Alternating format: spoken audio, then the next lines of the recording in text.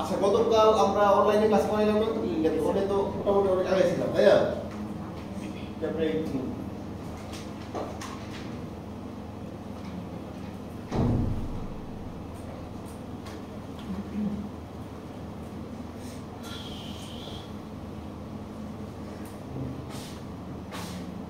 এখানে শুধু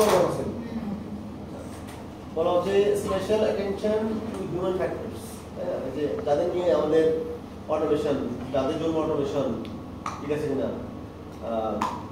অবশ্যই এইটা হচ্ছে বড় একটা মানে রিসোর্স একটা বিজনেস অর্গানাইজেশন, ঠিক আছে? এবং তার কতটা সাপোর্ট করে এবং along with other factors, other resources, feasibility কতটা ফিজিবল। আমরা সবাই যদি বলি যে অটোমেশন চাই না, তাহলে অটোমেশন নিয়ে আসতে বিরাট সমস্যা হয়ে যাবে, ঠিক আছে? That a good percentage of people has to should not revolt it. আচ্ছা, এখানে বলা হচ্ছে যে পাঁচটা স্টেপে যেটা হয় সেটা প্ল্যানিং ফেজ, আপনার that human factor that ensures that users research incorporated into your system, ঠিক আছে কিনা? ডিজাইন স্টেট ইমপ্লিমেন্টেশন স্টেজ যেটা ইউজার যে পার্টিকুলার ইন্টারফেস চায়, যে পার্টিকুলার সেটআপ চায়, যে প্রসেস চায় সেটা যেন এখানে রাখা হয়, ইনকর্পোরেট করা হয়। এই জন্য কতগুলো ফেজ দিয়ে সেটাকে ডেভেলপ করতে হয়। এটা হচ্ছে planning phase. Of course what is to be done, how it is to be done, আমি যাচ্ছি ওই পার্টিকুলার উইন্ডো, ওই পার্টিকুলার ইন্টারফেস, এই জায়গাটা ড্রাইভ করি, ঠিক আছে কিনা? ওইটা কীভাবে করতে হবে, কোন পার্টিকুলার ইউআই ইউজ করতে হবে, তারপর আমরা কীভাবে সেটা প্রিন্ট আপ করবো, কীভাবে সেটা ইউজ করবো। তারপর contracted product acceptance analysis, which is আমরা অ্যানালাইসিস ফেজ, যে পার্টিকুলার ফেজে you have to do some research, ঠিক আছে কিনা? এরপরে কন্ট্রাক্টেড অ্যানালাইসিস এখানে চলতেছে এখানে। এরপরে design phase, you have to design that particular software accordingly, implement it and use it, and you have to keep on doing this for while. অনেক সময় যদি ইমপ্লিমেন্টেশন হওয়ার পরে ইউজ করতেছে তখন আমাদের কিছু প্রবলেম অ্যারাইজ করতেছে, তখন আবার নতুন প্ল্যান করে সেটা ফিক্স করার জন্য। This A continuous process. আচ্ছা, অ্যাচিভিং কোয়ালিটি অফ প্রোডাক্টস, এটা ওই কথা বলা হয়েছে এখানে। Implementation varies with farm. ফার্মের সাথে যখন মনে করেন একটা স্কুল ম্যানেজমেন্ট সিস্টেম, আপনি মনে করেন প্রোডাক্টটা বানানোর সুপার শপ, এটা কিন্তু ভ্যারিয়েশন আছে, ঠিক আছে? The way they do things, so there variation বুঝে কিন্তু আমাদের ইমপ্লিমেন্টেশন করতে হবে। Performances of IS specialist and the unit, এখানে কিন্তু ওদের যে মনিটর করতে হবে যে আইএস স্পেশালিস্ট যারা মানে পার্টিকুলার জিনিস চেঞ্জ করতেছে, how long they are taking. Normally একটা চেঞ্জ 2 বছর বেশি হলে সেটা ইফেক্টিভ হয় না। আমি যখন অনেক মানে রিসিভ করতেছি প্ল্যানিং, ঠিক আছে কিনা? প্ল্যানিং করে করে করে করে সকালে একটু পার করে দিচ্ছি, আমি যা যা প্ল্যান করতেছি to make the things better compared to my competitors, ঠিক আছে কিনা? তো তখন দেখা গেল যে এটা আসলে পরে অলরেডি অন্য ফেজ চলে গেছে, তখন আবার কাজ করতে হবে, অথবা এত সময় নেওয়া যাবে না। তো মনিটর আইএস কোয়ালিটি খেয়াল করতে হবে in terms of operation, in terms of updating the whole process, the timing. আচ্ছা, এখানে একটা বড় বিষয় আছে যে যে কোনো সিস্টেম ডেভেলপ করলে পরে সেটা কিন্তু সিকিউর করতে হবে, তাই না? সিকিউরিটি তিনটা ডাইমেনশন আছে, একটা কনফিডেন্সিয়ালিটি, একটা অ্যাভেইলেবিলিটি, একটা integrity. Confidentiality is ensuring that the data is being sent to the right person.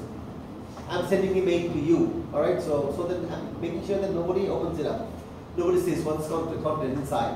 There is confidential বিষয়টা, ঠিক আছে? অনেক সময় দেখবেন মেইল থাকে একটা সিল সাপোর্ট দেওয়া থাকে confidential, so that is only allowed for the receiver. অনেক সময় বিদেশে আপনার গেট পাঠানো হয়, ঠিক আছে কিনা? গেট পাঠালে পরে এখন যদি কনফিডেন্সিয়াল শুধু স্টুডেন্ট, আপু তার বাবা দেখতে পারবে না, কেউ থাকে যে আমার স্টুডেন্ট স্টুডেন্ট দেখতে পারবে, প্যারেন্টস দেখতে পারবে না, কারণ এই তো তার ক্লাসে ভালো বুঝে, ঠিক আছে কিনা? এই ধরনের কিন্তু কনফিডেন্সিয়ালি এনশিওর করতে হবে।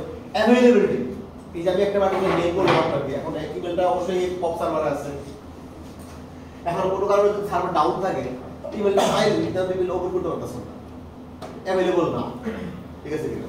Availability is very important. আপনি একটা পার্টিকুলার ক্লাস হচ্ছে এখানে, আপনি শুড বি অ্যাভেলেবল।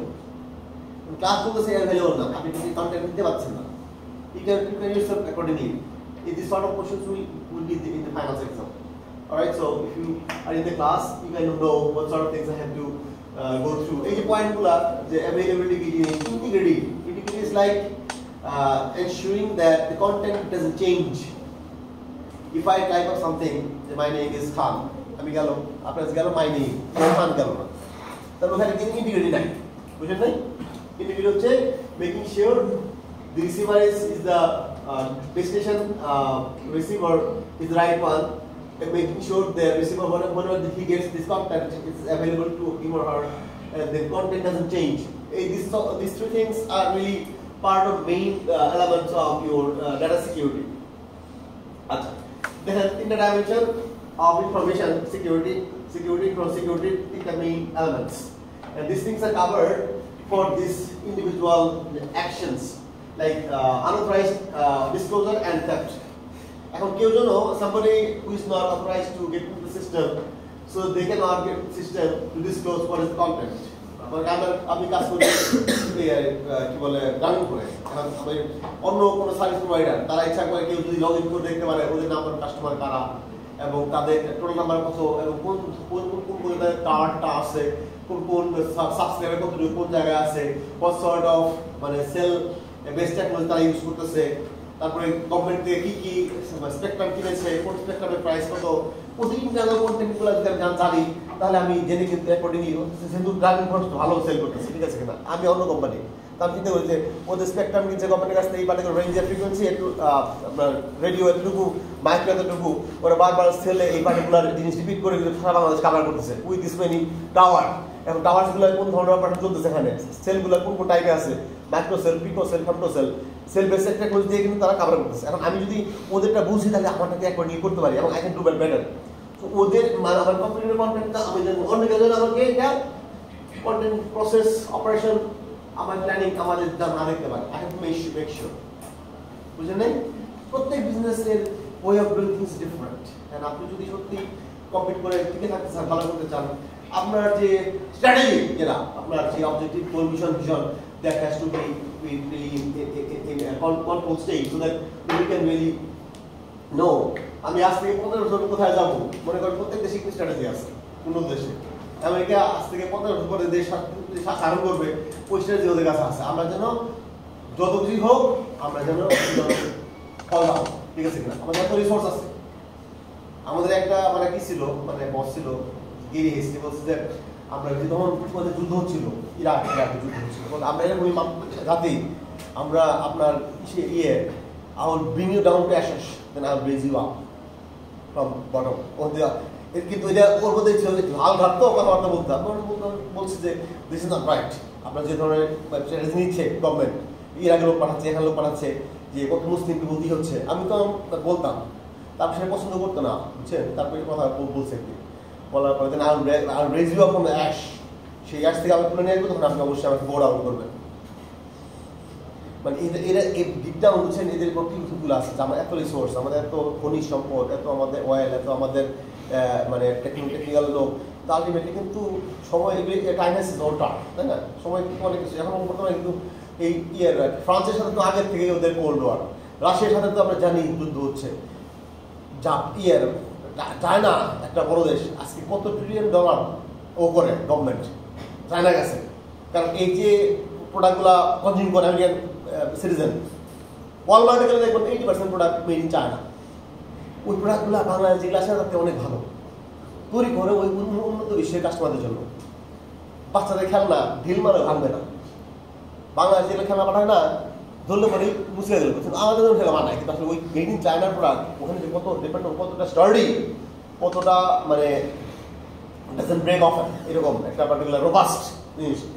কিন্তু ওরা আমেরিকান বলতে শাবল, মনে করেন এত বড় স্নো করছে 8 ফিট স্নো 7 ফিট স্নো বলে যে শাবল দিয়ে সব পরিষ্কার করতে হয়, যে পার্টিকুলার কেমিক্যাল ইউজ করতে হয়, ওর মেড ইন চায়না। চায়না যদি বলে যে আমরা তাহলে কিন্তু আমাদের খবর আছে। চায়না নিজের স্বার্থেই মানে প্রোডাক্ট ছাড়ে, সেই ওরা কিনে। এখন চায়না ওইটা তো লাগবে ওদের, ইউজ টু। অন্য কোম্পানি যাইতে হলে কিন্তু ডাবল ট্রিপল টাকাতে কিনতে হবে ওই জিনিসপত্র তোলা। একটা শাবল বলি, একটা পার্টিকুলার গাড়ি টায়ার বলি, এই যে ডিভাইসগুলো যেগুলো কন্টিনিউয়াস তারা ইউজ করে, অনেক তো মেড ইন চায়না কিন্তু, বুঝছে। চায়না কিন্তু সুপার পাওয়ার হচ্ছে, হয়ে গেছে তারা ওই দেখায়। অনেক লোক আছে অনেক অনেক কি আছে বন্ধু বান্ধব দেখবেন তার মধ্যে অনেক কিছু সে ভালোই ক্লাস পাবে কিন্তু দেখায় না ডিপ ডাউন সে ভিতরে সে নিজে ডেভেলপ করে যাচ্ছে বুঝছেন ভালো আছে কিন্তু সে বলবে না তার সময় কিন্তু সে দাঁড়ায় যাবে সময় তাকে আপনি ডিলিট করতে পারবেন না কিন্তু আমার আইডেন্টিটি শো আপ অনেকে আছে বি ক্লাসে বা দেখায় এরকম ভাব সে ক্লাসে বেস্ট স্টুডেন্ট আছে না কিছু ওদের আপনাকে এই ধরনের শো আপ সময় আপনি দেখাবেন সময় খেলা সময় হবে তাই না আচ্ছা এনিওয়ে সো এই বিষয়গুলো খেয়াল রাখতে হবে যে nobody can get into the system to disclose what the content for their own sake or for somebody else's and unauthorized destruction and denial of service এখন এখানে ঢুকে আমি কোনো ফাইল নিয়ে সব মুছে দিলাম ডিস্ট্রাক্ট করে ফেললাম ঠিক আছে denial of service হচ্ছে একটা প্রত্যেকটা সার্ভারে কিন্তু একটা set number of reply there ability আছে আমরা client server communication client request পাঠায় সার্ভার রিপ্লাই ব্যাক করে আমার সার্ভারটা যদি মনে করেন 1 সেকেন্ডে 5 লাখ রিকোয়েস্ট প্রসেস করতে পারে আমি একাই যদি ওই ডিনার একটা সোর্স থেকে আমি একাই মনে করেন 2-3 লাখ রিকোয়েস্ট পাঠাই দিলাম to make the server down তখন কিন্তু ভ্যালিড রিকোয়েস্টগুলো কাজ প্রসেস করতে পারবে না এগুলো ডিনার সার্ভার ডিও এস এটা আর ডিস্ট্রিবিউটেড ডিনার সার্ভার হচ্ছে এরকম যে আমি এক জায়গা থেকে না আমি 5-7 জায়গা থেকে পাঠাবো রিকোয়েস্ট উইদিন সেকেন্ডস মিনিটসের মধ্যে সার্ভারে যাবো বুঝলেন না এখন ওই রিকোয়েস্টগুলো যদি বুঝতে পারি যে this request not valid request আমার সেই রিকোয়েস্টটা চেক করতে হবে এখানে কোনটা ভ্যালিড নেই ইনভ্যালিড আমার সেই ফায়ার রাখতে হবে আমাদের সেই সিকিউরিটি মেজার রাখতে হবে যে কোন পার্টিকুলার সোর্স থেকে কতগুলো ডাটা রিকোয়েস্ট আসছে যখন দেখবে যে unusual number of requests are being initiated by particular source that means they have a possibility they try to bring us down ঠিক আছে এই কথাটা খেয়াল রাখতে হবে এখানে আনঅথরাইজড মডিফিকেশন অনেকে অ্যাক্সেস করলে আমি চেঞ্জ করে ফেলবো জিনিসটা এটা সিকিউরিটি এনশিওর করতে হবে যাতে এই ধরনের কাজ না করতে পারে আনঅথরাইজড ইউজ তাই না মনে করেন যে অনেকে থাকবে যে এই মুশকিল আছে কিন্তু যে মানে আমার অ্যাবিলিটি আছে আমি ইউজ করলাম কিন্তু হয়তো আমার নিজের আমি নট এরকম একটা ওয়ার্ড আছে যে ক্ষতিকর benign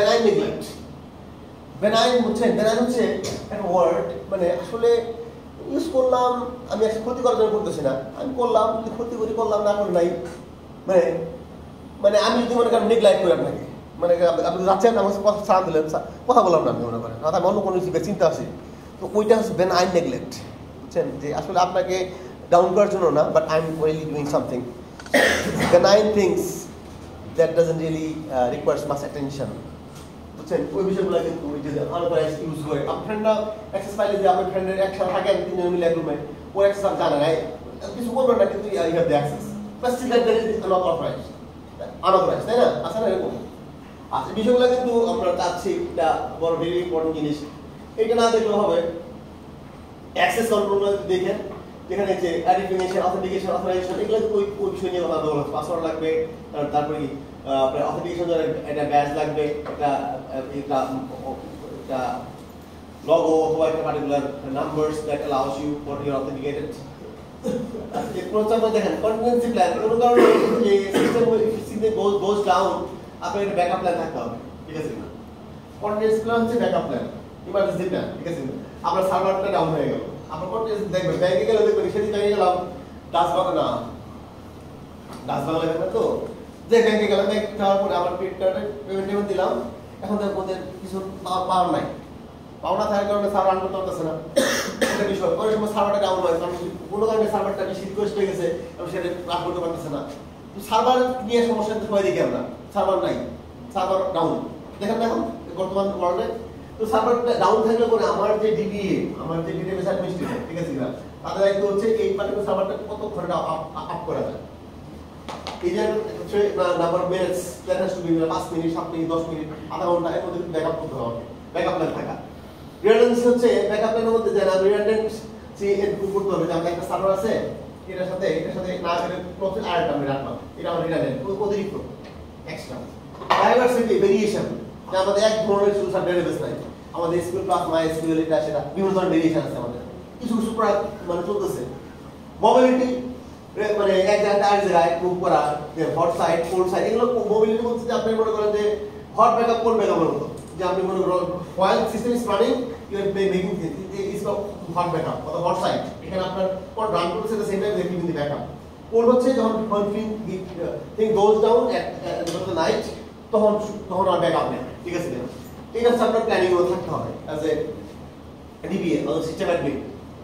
আচ্ছা, এরপরে ভাইটাল রেকর্ডস প্ল্যান, এখানে বিষয়টা হলো আমাদের electric vaulting day backup of files electronic, অবশ্যই দিন শেষে ব্যাকআপ রাখতে হবে।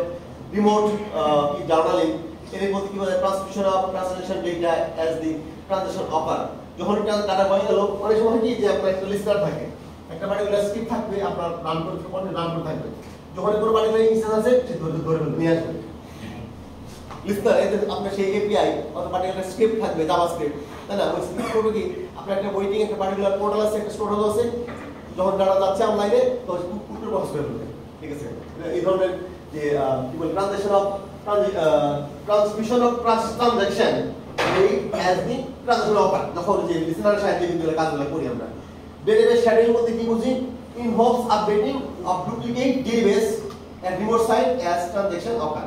আমার তো আছে ব্যাকআপ যেটা আছে ওইটাও আমরা আপডেট করতেছি, দ্যাট ইজ শ্যাডোইং, ঠিক আছে কিনা? Updating involves updating of duplicate database, একটা যে রান করে জানি তো অপারেশনটা করতে আছে, ডুপ্লিকেট যেটা কপি আছে ওটা আমি আপডেট করে ফেলি, তাতে করে দুটো ম্যাপিং থাকে, মানে আমি একটা নষ্ট হয়ে গেলে আমি we can depend on that. এই বিষয়গুলো মোটামুটি আছে, আমরা একবার পড়তে মনে হয় না আরো আছে। কস্ট রিডাকশন স্ট্র্যাটেজি দেখেন এখানে, ঠিক আছে কিনা? কস্ট রিডাকশন দাম কমানো আর কি বলছে, reduces number of separate locations of information resources. এখন অবশ্যই লোকেশন যদি আমি রাখি, মনে করেন আমার অফিস এসিতে, কেমন সিটি, হ্যাঁ আমার পাশে টপিকা একটা ইয়ে আছে, টপিকা হচ্ছে আপনার ক্যান্সার স্টেট, এটা হচ্ছে মিজোরি ক্যান্সার টপিকা। আচ্ছা, এখন মনে করেন আপনি মনে করেন দুই জায়গায় দেখা করার জন্য এক বিল্ডিং এ রাখেন না, এক স্টেটেও রাখেন, মানুষের ব্যাকআপ করতে অনেক দূরে রাখে।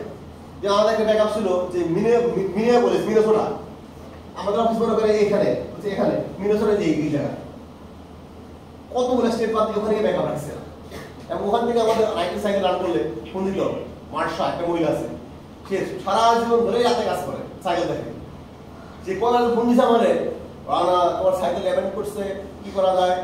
আমি জানি কি আমার কোন অ্যাভেন্ট করলে কি করতে হয়, স্কিপ করো না, মানে সকালে এসে দেখবো, মানে সে মার্শা জানে রানা সেম থিং হ্যাপেন, তুমি কি আনজামান সে তার রেকর্ড করতে হবে কি চাই আর কি, ঠিক আছে কিনা? তো ওই আমাদের সাপোর্ট সার্ভিস হচ্ছে ওই অলমোস্ট স্টেট থাকে, এভাবে কিন্তু সিস্টেমগুলো রান করে। এই ব্যাপারগুলো দেখে নিয়ে এটা খুব কঠিন কিছু না, করলেই পারবেন। কস্ট রিডাকশন, এরপরে কস্ট রিডাকশন আরো ডাউন সাইজিং, তাহলে এখানে মনে করুন বেশি আমার সোর্স আছে, কমাই ফেললাম। মাইগ্রেশন অফ স্মলার প্ল্যাটফর্মস, বড় প্ল্যাটফর্ম কষ্ট বেশি, অ্যাডভান্টেজ অফ কস্ট রিডাকশন বলে অবশ্যই টাকা পয়সা কম করলে সুবিধা আছে আমাদের, প্রফিট মার্জিন ভালো হয়। আচ্ছা, এই তো রিস্ক অফ লস্ট সিকিউরিটি, তাই না? এটা ডাউন সাইজিং এর জন্য দরকার। এইভাবে দেখেন মনে কষ্ট শেষ হয়ে গেছে, আর তেমন কিছু যাবো না, ঠিক আছে? ওইটা মোটামুটি এখানে শেষ করে ফেললাম আমরা। জি sir. Object sir cost reduction strategy, ঠিক আছে? অবজেক্টিভ স্যার এগুলো বাদ এটা তো আউটসোর্সিং দরকার, অবশ্য আউটসোর্সিং কেন দরকার? অনেক সময় আমরা যে কাজ ইন্টারনাল মানে হোম অফিসে করি, তাই না? ইন্টারনাল কাজ করি, বাইরে কাজ করতে সুবিধা কম টাকা করা যায়, তাই না? আমাদের প্রোগ্রামার আছে, এই বুঝছে না, আমাদের এক প্রোগ্রামার কাজ করে তাকে বেতন 2-3 লাখ টাকা, আর ইন্ডিয়াতে তো পড়াই, সে যদি 1 লাখ করতে পারে রেডবি, তাই না? এই জন্য করে কি ওরা আউটসোর্স করে। যেমন আমাদের যে কাজটা করতে হয় জায়গায় এক সময় শুরু করার পরে এলসিএস এ ওই দুটা ইঞ্জিনিয়ার হাই বলো তা ইন্ডিয়ান, ওদের কাজ হচ্ছে ওই কাজটা ইন্ডিয়াতে নিয়ে আসা, আমাদের 2-3 লাখ পরে 1 লাখ মনে করে, তাহলে সুবিধা দিল, তাহলে অন্য কিছু চলে গেলাম, সে কাজটা নিয়ে ইন্ডিয়া চলে আসলো, করছে সাপোর্ট দিচ্ছে অনলাইনে। ম্যানেজ কস্ট বেটার, রিডিউস মানে আপনার কি হলো, কস্ট রিডাকশন হলো কন্টেইন করতে পারে তারা একটা বার সোর্সে, প্রেডিক্ট করতে পারে হোয়াটস হ্যাপেনিং, ঠিক আছে কিনা? Obtain relief from system maintenance, ঠিক আছে? এগুলো কিন্তু যারা আউটসোর্স করে বলে আপনি এটা করে দিলেন, আপনারা এটা পার্ট অফ ইউর জব এই টাকার মধ্যে। অ্যাকোয়ার নিডেড এক্সপার্টিস, তখন যার যে এক্সপার্টিস সেটা শো করতে পারে তাকেই সে সাহায্য করবে, অন্য কাউকে করবে না, যারা প্রোভাইড করতে পারবে। এটা কিন্তু আপনার সেইটা আউটসোর্সিং এর বড় বিষয়। এরপর হচ্ছে information management in 3 specific brain countries. আচ্ছা, এখানে শেষ করে দিলাম, বুঝছেন? আমি যদি কাছে নেই তো এখানে মোটামুটি কত 27 পর্যন্ত না, কোন পর্যন্ত না 27 পর্যন্ত, লাস্টে 8টা বাদ, 28, 29, 30, 31, 32, 34, 8টা বাদ, ঠিক আছে? 7টা বাদ, মোটামুটি আমরা যে আউটসোর্সিং বলতে আমার থাকবে এরপরে যে থাকলে কিন্তু ইনশাআল্লাহ সে ধর মনে করবেন না মনে করবেন না যেটা ছিল পরিবর্তনের বাইরে আপনি বলবেন এটা ছিল নাকি ঠিক আছে তো আমি কোশ্চেনের উপর দিয়ে দিব আর কি বুঝছেন স্যার কুশের দেওয়ানো দেন নাই স্যার দুইটা চ্যাপ্টার কমাই দেওয়া জানা স্যার একসাথে দুইটা এক্সাম অনেক খারাপ হয়ে যাবে এক্সাম স্যার ওখানে দেখা হচ্ছে এতে বাদ দিয়ে দিলাম বুঝছেন অলরেডি সারা পর্যন্ত তাহলে আমি সিরিয়াল বলে দিই আসলে স্যার শুরু থেকে সবগুলো বাদ দিয়ে স্যার বলে দিয়ে জি স্যার চ্যাপ্টারে ঢুকে সারা ক্লাস কতগুলো আছে স্যার ক্লাস আর নাই স্যার দুইটা স্যার দুইটা একটা প্রেজেন্টেশন আর একটা ওভারভিউ যাবে স্যার আজকে একটা প্রেজেন্টেশন আর একটা ওভারভিউ যাবে 8 থেকে দুইটা ক্লাস 23 তারিখে আমাদের প্রেজেন্টেশন তারপর 22 তারিখে 22 তারিখে তারপর 22 তারিখে পরে ক্লাস হবে 27 নম্বর সানডে রাত অনলাইনে স্যার অনলাইনে তো আর লাগবে না অনলাইনে স্যার বাদ দেন স্যার অনলাইনে এত ক্লাস লাগে অনলাইনে স্যার দরকার নাই স্যার 24টা ক্লাস হয় 24টা ক্লাস তো না স্যার আড়াই মাসে 24টা ক্লাস সবচেয়ে বেশি ক্লাস নিছে তাহলে ক্লাস হবে 20টা হইছে আজকে দিয়ে আমার 20টা হবে তাইলে অনলাইনে আজকে কি 21টা হবে আজকে সবাই 20টা এটা সবাই 20টা আজকে সবাই 21টা তাইলে তো আর 23টা 23টা হয়ে করবে আর দুটো বাকি আছে না অনলাইন দরকার নাই পরে অনলাইন চলে আছে আর তাহলে প্রোগ্রামটা ক্যান্সেল আচ্ছা 22 এর পরে দেখি আপনি কি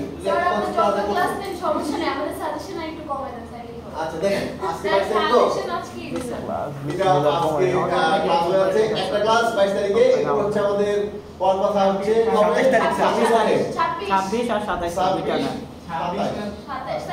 29টা বাদ দেন স্যার 29 তারিখ স্যার এক্সামের জন্য অফ থাকবে স্যার 31 তারিখ থেকে এক্সাম স্যার একটু পড়াশোনা ক্লাস হবে আগামী আজকে এটা বাদে চারটা ক্লাস হবে বুঝছেন দেখুন ওটা হচ্ছে আপনারা যদি চান চারটা ক্লাস আমাদের কয়টা ক্লাস হইলো সব মিলে আজকে 25টা হয়ে যাবে স্যার 25টা হয়ে যাবে 25টা হয়ে যাচ্ছে কিছু দরকার নাই দাঁড়ান স্যার 29 তারিখের টা বাদ দেন বেশি হয়ে যাচ্ছে বেশি ক্লাস বেশি দরকার নাই 29 তারিখের টা বাদ দিয়ে দেন স্যার স্যার বাদ দেন স্যার 29 তারিখের টা বাদ 25টা ক্লাস তো করা নিয়ম না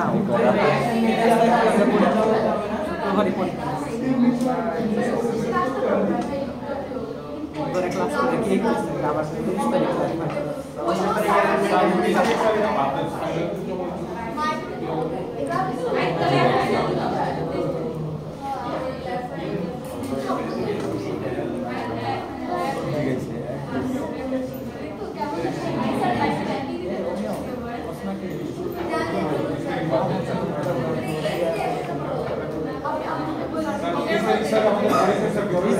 শুক্রবারে পরীক্ষা